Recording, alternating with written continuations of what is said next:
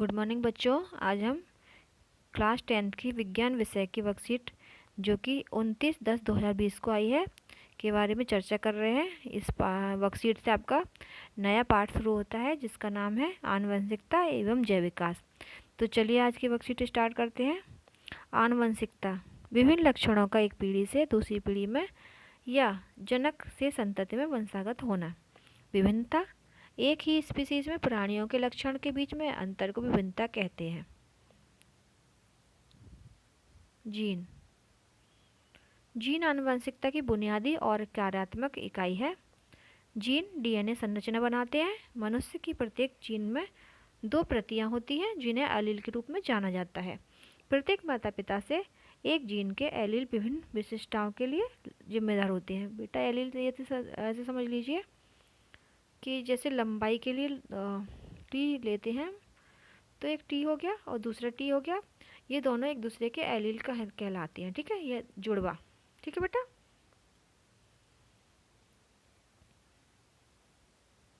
Eukaryotic कोशिकाओं में नाभिक गुणसूत्रों में आनुवंशिक सामग्री गुणसूत्रों में मौजूद होती है। गुणसूत्र धागे की तरह संरचनाएं होती हैं जो आनुवंशिक जानकारी को एक पीढ़ी से दूसरी पीढ़ी तक ले जाती हैं।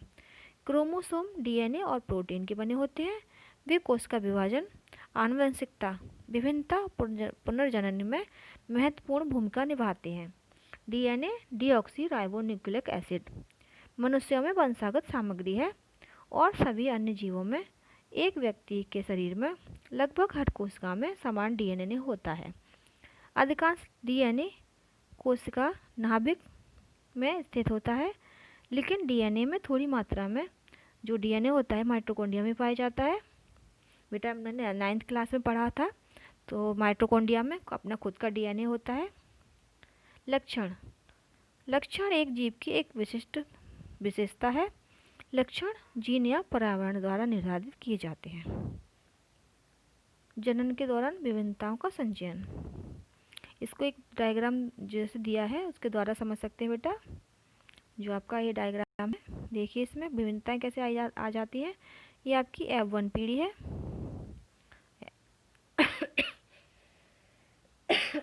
देखिए इसमें विभिन्नताओं के फलस्वरूप इससे 2 संततियां प्राप्त होती हैं। इसका सिर लाल होता है और इसमें पैर नीचे की तरफ हरे हो जाते हैं। जब इनमें क्रॉस या संकरण कराया जाता है तो हमें 4 स्पीसीज प्राप्त होती है या 4 संततियां प्राप्त होती है। देखिए इनमें कैसे अंतर आ गया है, कैसे लक्षण चेंज हो गए इसमें। देखिए 2 के तो सिर लाल हो गए हैं, इसका एक हाथ लाल हो गया है। ठीक है बेटा। देखिए इसमें 2 के पैर हरे दिखा दिए हैं, 2 के पैर हरे हो गए हैं और इसका बॉडी का शेप या स्ट्रक्चर चेंज हो गया है।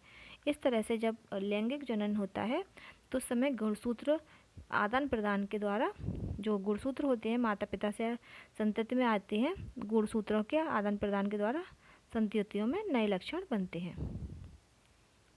पूर्ववर्ती पीढ़ी से वंशागत संतति को एक आधारिक संरचना, डिजाइन एवं कुछ महत्वपूर्ण विभिन्नताएं प्राप्त होती हैं।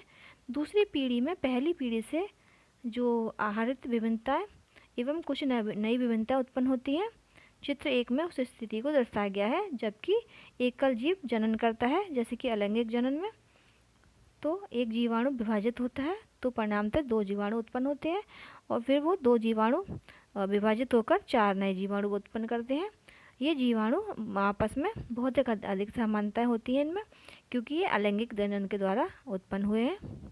इनमें आपस में बहुत कम अंतर होगा जो डीएनए प्रतिकृति के समय न्यून त्रुटियों के कारण उत्पन्न हुई होंगी।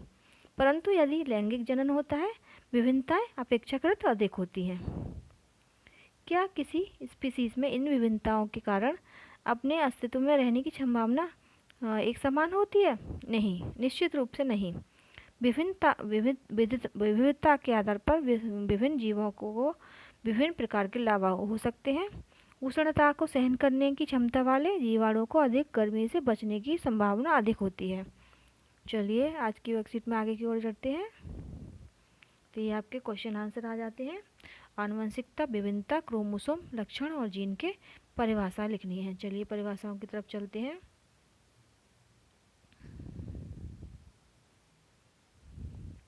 आनुवंशिकता विभिन्न लक्षणों का एक पीढ़ी से दूसरी पीढ़ी में या जनक से संतति में वंशागत होना, ये इसकी डेफिनेशन लिख लेंगे आप। विभिन्नता, एक ही स्पीसीज में प्राणियों के लक्षणों के बीच में अंतर को विभिन्नता कहते हैं। ये गुणसूत्र की परिभाषा यहाँ से लिख लेंगे। गुणसूत्र एक धागे की तरह संरचनाएं होती हैं जो आनुवंशिक जानकारी को एक पीढ़ी से दूसरी पीढ़ी तक ले जाती है। गुणसूत्र या क्रोमोसोम डीएनए और प्रोटीन के बने होते हैं। बेटा यहाँ से नोट डाउन कर लेंगे। अब चलिए लक्षण की परिभाषा। लक्षण एक जीव की एक विशिष्ट विशेषता होती है। लक्षण जीन या पर्यावरण द्वारा निर्धारित होते हैं। ठीक है बेटा, यहाँ से लिख लेंगे, नोट डाउन कर लेंगे। जीन की परिभाषा तो यहाँ से नोट डाउन कर लेंगे। जीन आनुवंशिकता की बुनियादी और कार्यात्मक इकाई है। जीन डीएनए संरचना बनाते हैं। यहाँ से यहाँ तक नोट डाउन कर लेंगे।